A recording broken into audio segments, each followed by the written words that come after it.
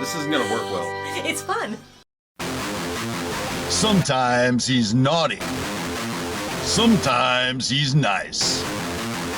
But every time he's Dirt Guy. It's Dirt Guy Drive Time with your host, Dirt Guy. Hey everybody, welcome to Dirt Guy Drive Time, the show that is so hot it can withstand a nuclear blast. I'm just saying, it really can. You know, that actually didn't make any sense, and well, that's kind of indicative of my day and where I'm at right now. You know, well, first of all, this is a vlog. I just talk about crap, whatever pops into my head. You get the good stuff when I'm in a good place. You get the sad stuff when I'm in a sad place. Right now, I don't know where the hell I am, frankly. There was a mutiny today. A mutiny, I tell you. I'll tell you about that in a minute. Here's an interesting thing about my job, that sometimes so much happens with the noggin that you just get really tired, like exhausted. Here's how my day went. I sent this email to my director. I said, here's a snapshot of my day. Met with the big boss. Yep, King Arthur came to the job site today. Met with the big boss. Met with the big boss and the banker. Met with the big boss and the owner's rep. And met with the owner's rep. Then did a pay application meeting with all of those same people, plus a couple more, on a conference call. That alone takes my little head and goes. Hey, you know, it's interesting that yesterday I probably went through maybe 200 emails. I'm not kidding you. They were coming. Matter of fact, if I was in Vegas and that was a slot machine, I'd be a rich man right now. Boom, baby. Wealth in quarters. That's what I'm talking about. So, yeah, you know, we do this thing once a month. We do the pay application meeting where we go to the bank. We go, give us some money. We need money, please. We're dying over here. And the bank goes, we'll think about it. Something in that magnitude. Well, with each successive pay app meeting, now that I am lead superintendent, and now that I am exercising more of a strong leadership role, I am Patton. That accent didn't work for Patton. Whatever with Patton. Who needs Patton? You got me.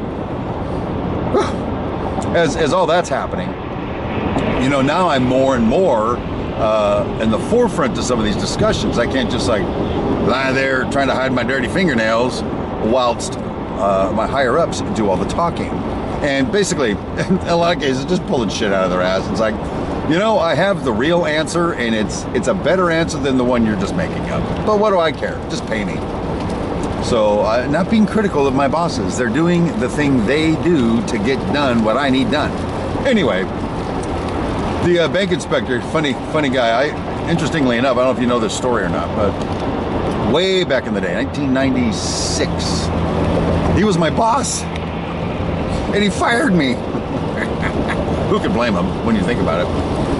And so here we are, flashing forward 100,000 years, and my first pay-up meeting a year ago, this dude comes walking in the door of the trailer, and I was like, holy shit, I know this guy. I was hoping he didn't remember me, but I think he does remember me. We get along okay. I hold no grudge against him, but he's like 1,000 years old now. And he was wearing because he's at high risk for the vid, right?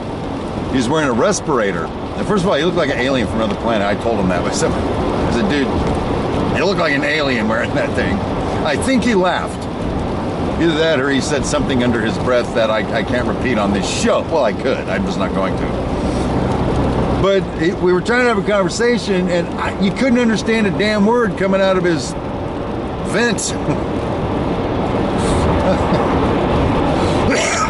Maybe if he spoke in a Darth Vader voice. Oh, now I understand what you're saying. But no, I just basically couldn't understand a damn thing he was saying. So it was a very, very interesting job walk we did with him. That was a lot of fun. So, and at one point it was just myself and the owner's rep.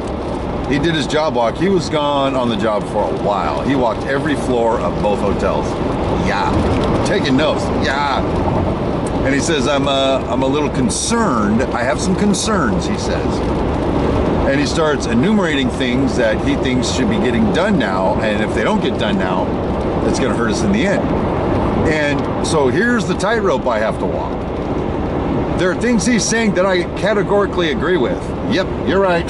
It sucks. But I can't say that because I work for my company, not his company. So I have to find excuses and defenses. My arguments, I think, were a little weak, to be honest with you. I think I was a weakling in the house. And it was me. Hey, population, me. But, you know, come the end of the day, I like this guy. Now, I call him the Cobra because I don't fully trust him yet. But as a guy, as a construction professional, easy enough to talk to, easy to reason with, but he's at the mercy of what his boss wants to do, and I'm at the mercy of what my boss wants to do, and that's just the way it's going to be. But all those discussions and all that tug of war and watching every word you say because it can be used against you in a court of law, yesterday morning, as part of my newfound, you know, the leadership thing I was talking about? Yeah. Still feeling it, by the way. I'm in command, bitches, and that's all there is to it.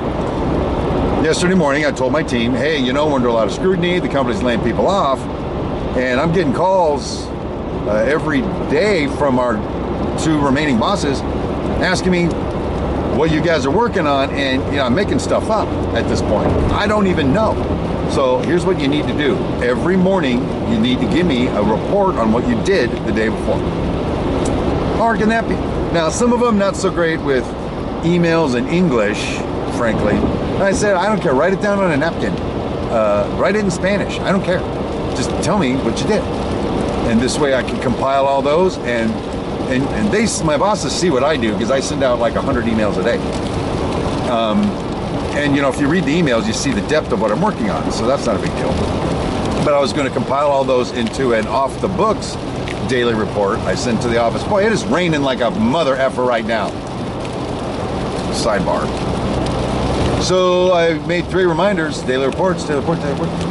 Finally, we managed to all be standing in the same place at the same time, 6 feet apart, wearing masks. And I said, what's with the daily reports?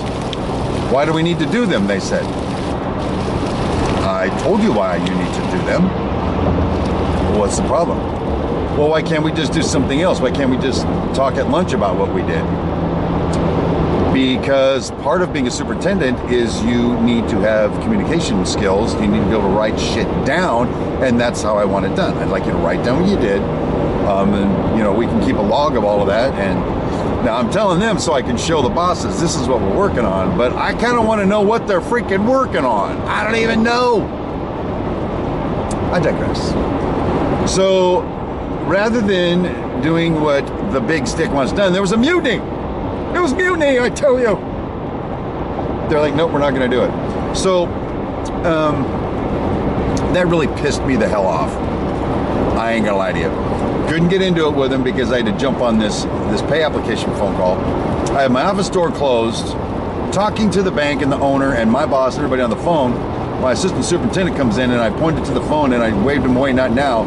But he decides to start talking to me anyway. And right as he did, they asked me a question. I didn't even hear the freaking question.